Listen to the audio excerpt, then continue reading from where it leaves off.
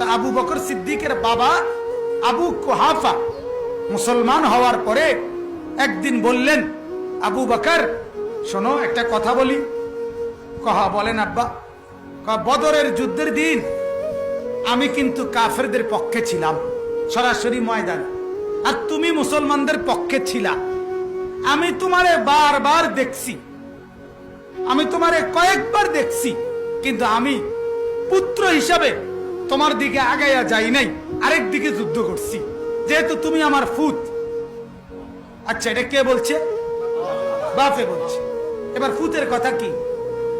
এ আবু বকর সিদ্দিক, হাদিস কিতাবে তারিখে স্পষ্ট আছে, হযরত আবু বকর সিদ্দিক বলছে, আল্লাহর কসম বাবা, খোদার কসম, বদরের যুদ্ধে আমি একবারও আপনাকে দেখি নাই, আপনি আমার সামনে পড়েন নাই।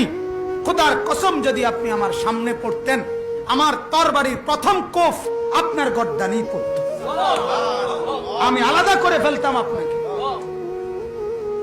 কারণ কি বড়? ঈমান বড়,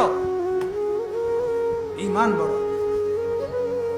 আপনি আমার বাপ, আমি এটা দেখতাম না বলেন। সাহাবায়ে কেরাম এটাই বুঝছেন, ঈমান বড়।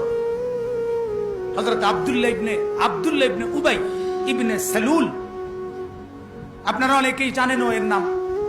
নবীজির জামানায় মদিনায় সবচেয়ে বড় মুনাফিক যে ছিল, মুনাফিক সর্দার, তার নাম ছিল আব্দুল্লাহ ইবনে উবাই। কি নাম কোন? তো এর ছেলে, সে ছিল মুনাফিকদের লিডার। প্রতিদিন নবীজির বিরুদ্ধে কিছু না কিছু না বললে, ষড়যন্ত্র না করলে তার ভাত হজম হইত না। ভাত তো খাইতো না, রুটি হজম হইত না। কথা বুঝেন না?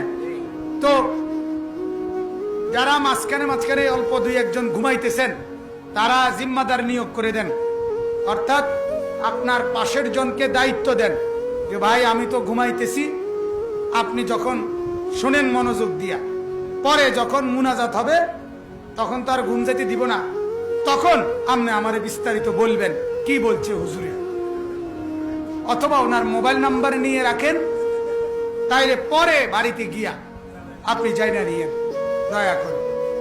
ঠিক আছে নি সাদেক? মাওলানা সাদেক, আপনার দায়িত্ব, এদিকে কে কে ঘুমায় দেখেন না। এই জন্য তো মাশাআল্লাহ ঘুমানো দেখে তো কইলাম।